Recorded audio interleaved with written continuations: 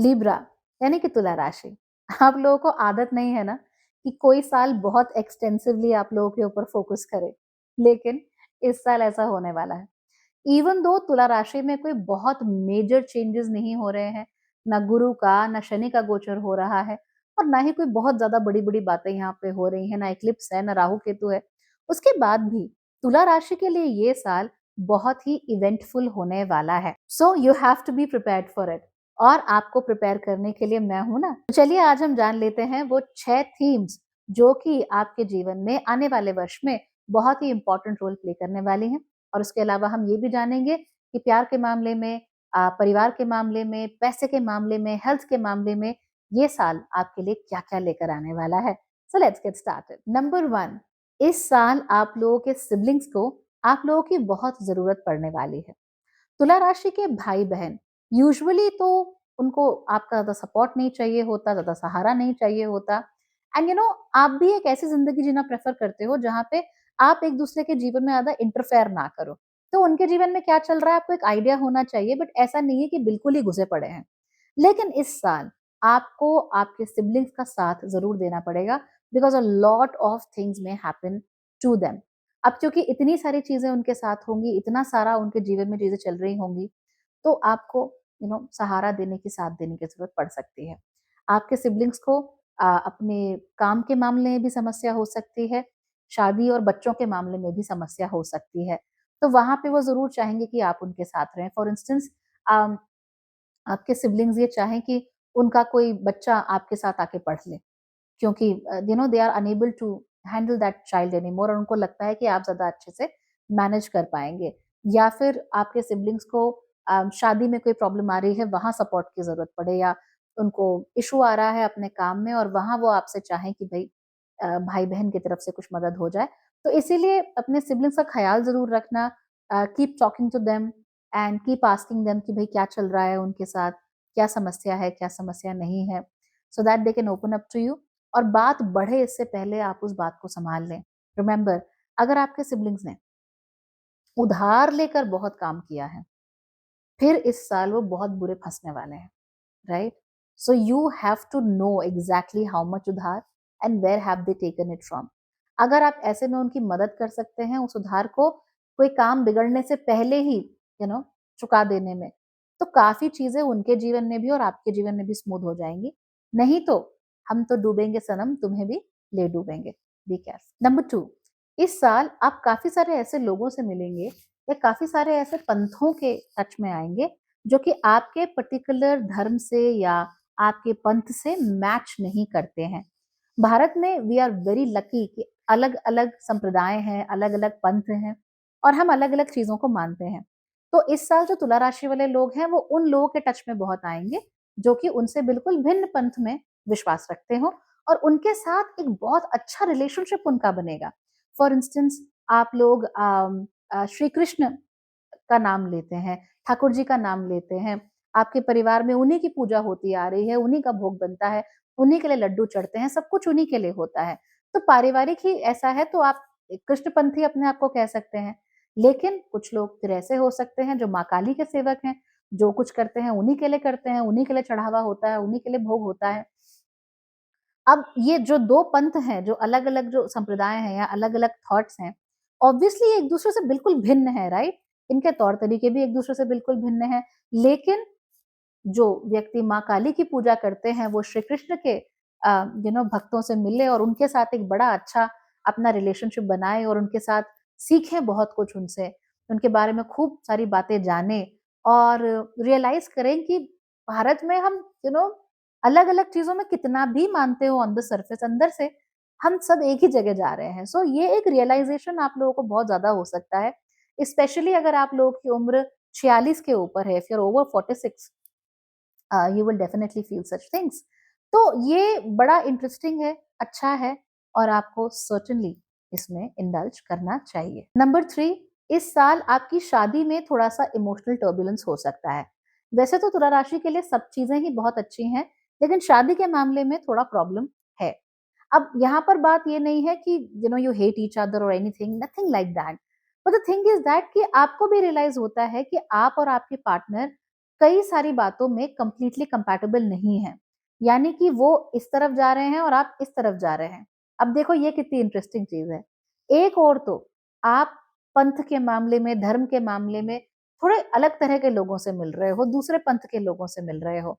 वहाँ आपका सिस्टम बड़ा अच्छा बैठ रहा है, वहाँ बिल्कुल जोड़ लग रहा है। लेकिन जिनसे शादी हुई है, उनसे फिर वो जोड़ नहीं बैठ पा रहा। कहीं न कहीं ऐसा लग रहा है कि हम लोग अलग-अलग रास्तों पे चल रहे हैं, बस साथ हैं। जैसे नदी के 2 किनारे होते हैं कि साथ-साथ ही चल रहे हैं, पर कभी मिल नहीं रहे आपस में। तो ये आपको अपनी शादी में ज़रूर महसूस हो सकता है। एंड थोड़ा बहुत इमोशनल टर्बुलेंस, जैसे अपने पार्टनर की छोटी-छोटी बातों से चिढ़ जाना, उनकी कही हुई या उनकी की हुई बातों पे इरिटेट बहुत जल्दी हो जाना। सो एक सेंस ऑफ अनॉयंस आपकी मैरिज में ज़्यादा आ सकता है। आप लोगों को अपने पार्टनर के इंटरफेरेंस से भी बहुत चिढ़ हो सकती है इस बारी। वजह ये है कि ठीक वृश्चिक राशि की ही तरह आप लोगों में भी ट्रांसफॉर्मेटिव चेंजेस बहुत ज़्यादा आ रहे हैं। You are changing. और वृश्चिक राशि तो बाहर से बहुत बदल रही है, लेकिन आप लोग बहुत सटली बदल रहे हो। बहुत सूक्ष्म तरीकों से आप में बदलाव आ रहे हैं। वृश्चिक में थोड़ा स्थूल बदलाव आ रहे हैं, पर आप में सूक्ष्म है। अब जब सूक्ष्म बदलाव आते हैं, तो कई बार हमें खुद नहीं पता होता दैट वी हैव चेंज्ड, या हमारे में कुछ बदलाव आ गया है, हमारी थिंकिंग में कुछ बदलाव आ गया है। तो ऐसे में फिर पार्टनर के साथ एक जोड़ बैठा पाना थोड़ा डिफिकल्ट हो सकता है। तो again it's not a huge problem. It's not like कि शादी टूट जाएगी या समथिंग लाइक दैट।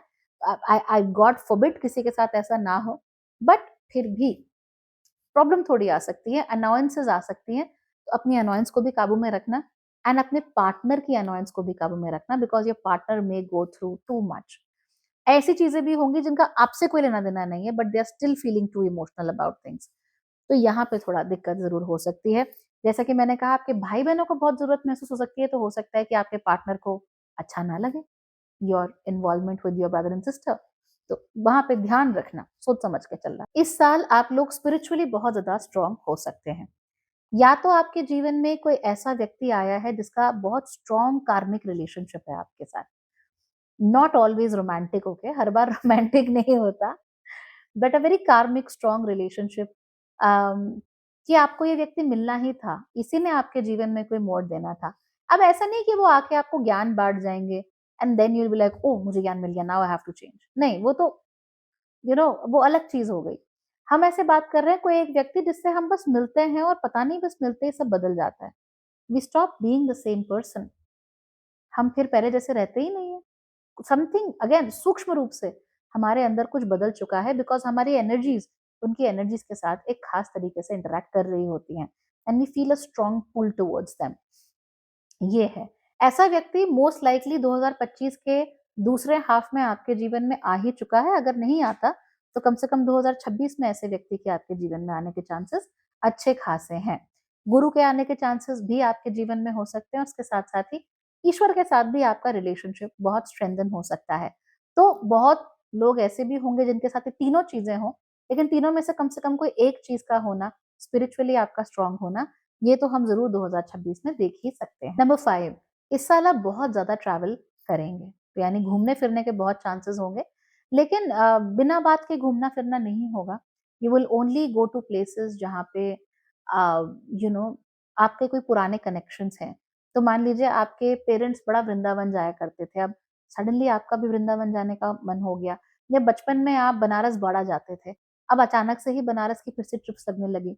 तो ये पुराने स्पिरिचुअल प्लेसेस जहाँ पर हैं, जहाँ पे आप पहले कभी जाया करते थे या आपके पूर्वज कभी जाया करते थे, अब नहीं जा पा रहे हो, वहाँ पे आपकी आवाजाही काफ़ी बढ़ सकती है। और इसकी वजह से भी again you will get closer to your gurus and your spiritual karmic people. कमाल की बात ये है कि इस बार जब आप इन जगहों पर जाएँगे, तो आपको एहसास कुछ अलग ही होगा। You will feel very different. You will feel very very different this time. आपको एनर्जी ज़्यादा महसूस होंगी, खास तौर पे अगर आप उस हाईली स्पिरिचुअल व्यक्ति से पहले ही मिल चुके हो।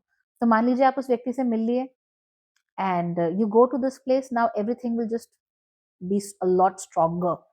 हर चीज को, हर एनर्जी को आप ज्यादा स्ट्रांगली महसूस करोगे।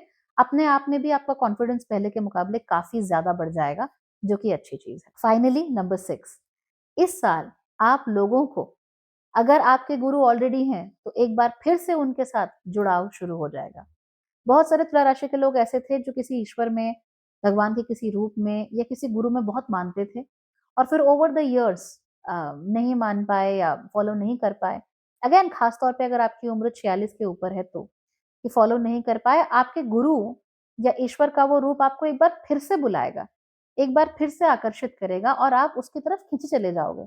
अपने आप ही रास्ते बनेंगे और अपने आप ही आप उस जगह पर वापस पहुंच जाओगे। So that's going to be very interesting.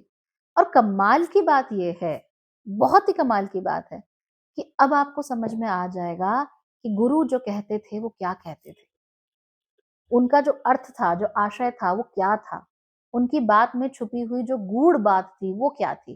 तो अब जब आप वापस जाएँगे ना उन जगहों पर, you will start realising okay, इसका ये मतलब है। अच्छा, जब गुरुजी ने ये कहा था तो वो ये कहना चाह रहे थे। And you will B so surprised, क्योंकि जब पीछे मुड़ के अपनी ज़िंदगी में देखेंगे ना, तो आपको रियलाइज़ होगा कि कब क्या हुआ, कब किससे मिले, क्यों नहीं मिले। सारी की सारी बातें will become very, very clear to you, और वो बहुत अच्छा है। चलिए, अब बात कर लेते हैं कि प्यार के मामले में तुला राशि के साथ क्या होने वाला है। अगर आप लोग शादीशुदा हैं, तो जैसा कि मैंने थोड़ी देर पहले बताया, डिफरेंसेस हो सकते हैं, अनोयंसेस हो सकती हैं पार्टनर के साथ, और आपको ऐसा महसूस हो सकता है कि आप और आपके पार्टनर बिल्कुल विपरीत दिशाओं में एक-दूसरे से चल रहे हैं। तो ये थोड़ा बहुत प्रॉब्लम का कारण बन सकता है, लेकिन कोई बहुत बड़ी प्रॉब्लम नहीं है। You will generally be okay with your partner, don't worry about it. हालाँकि अगर आप लोग सिंगल हैं, इन दैट केस आपके जीवन में प्यार ही प्यार आ सकता है। बहुत सारे नए लोग आपके जीवन में एंटर कर सकते हैं। लेकिन आपका आकर्षण किसी एक खास व्यक्ति की तरफ होगा। ऐसा व्यक्ति जो किताब पढ़ने का बहुत शौकीन हो, ऐसा व्यक्ति जो लिखने का भी बहुत शौकीन हो, और ऐसा व्यक्ति जो कि स्पिरिचुअली बहुत ज़्यादा अलाइन्ड हो, बहुत अच्छा काम करता हो। वहाँ पर आपको बहुत सुख मिलेगा, उनके साथ आपका रिलेशनशिप भी बहुत अच्छा होगा, and you will feel fulfilled. आपको लिटरली दिल से भी और फिजिकली भी ऐसा लगेगा दैट आप में प्रेम भर दिया गया है। I don't know how to explain this feeling, but जब आपको महसूस होगी तब आप समझ जाएंगे कि मैं क्या कह रही थी। That you just feel filled with love, right? ऐसा लगता है कि कुछ खाली बचा ही नहीं है, ना मेरे शरीर में ना मेरे मन में कुछ खाली ही नहीं है, बस कोई है, या एक प्रेम की भावना है जिसने मुझे पूरी तरीके से ओत-प्रोत कर दिया है। तो ये ज़रूर हो सकता है। हालाँकि तुला राशि में बहुत सारे नए लोग आ सकते हैं, whether you are already in a relationship और married, so be alert, okay, be careful with what you are doing. हाँ, एक बात ज़रूर कहूँगी, not all that glitters is gold. हर चमकने वाली चीज़ सोना नहीं होती है। इसीलिए just because somebody is looking beautiful and pretty and telling you all amazing things about themselves doesn't mean that they are right. But if somebody is spiritually very good, तब आपके लिए बहुत अच्छा है। पैसे की अगर हम बात कर ले, तो इस साल जैसे ही गुरु का आशीर्वाद आपको मिलता है, आपके सर पे उनका हाथ रख दिया जाता है, पैसे की पूरी आवाजाही आप लोगों के लिए शुरू हो जाएगी। You will get a lot of money. तो ये आप लोगों के लिए बहुत अच्छा हो सकता है। हालाँकि दोस्तों या अपने भाई-बहनों की बातों में आके आप लोग कोई बहुत ही स्टूपिड इन्वेस्टमेंट भी कर सकते हैं। इसीलिए ऐसा करने से बचिए। No matter how good something sounds, 21 दिन में पैसा double, you are not doing that at all, right? जब तक आपने खुद पूरी रिसर्च नहीं कर ली है, जब आपको खुद पूरा नहीं पता है उस चीज़ के बारे में, तब तक आप उस चीज़ में हाथ नहीं डालेंगे। खास तौर पे अगर आपके फ्रेंड्स या आपके सिबलिंग्स आपको उसमें पैसा डालने के बारे में कहें, नॉट एट ऑल। मैं तो कहूँगी अगर आपके स्पाउस भी आपसे कहें या आपके बॉयफ्रेंड या गर्लफ्रेंड है, वो भी कहते हैं कि अरे! वहाँ पे सब ठीक है, वहाँ पे सब पैसा कमा रहे हैं, चलो हम भी करते हैं। बिल्कुल नहीं, नॉट एट ऑल।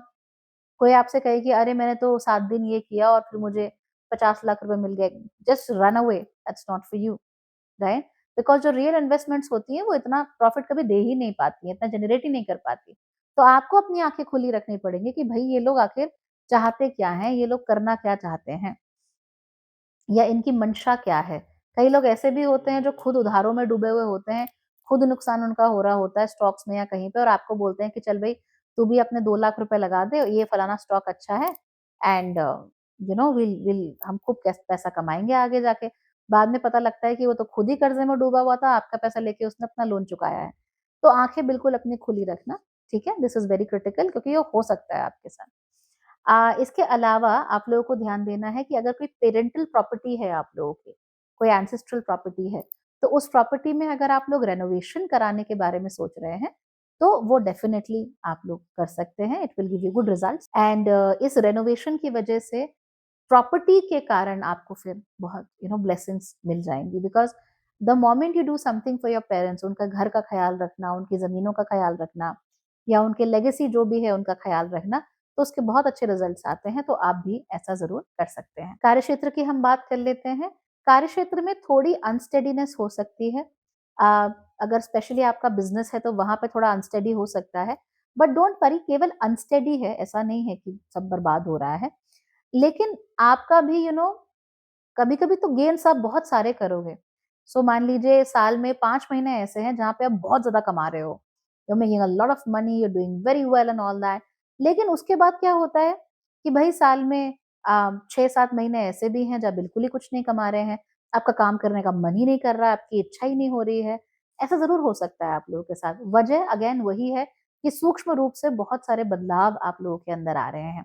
तो ये जो बदलाव है ये आपको चीजों के साथ जोड़ेंगे भी और उनसे दूर भी लेके जाएंगे, और कई बार आपका मन एकदम उचट जाएगा चीजों से।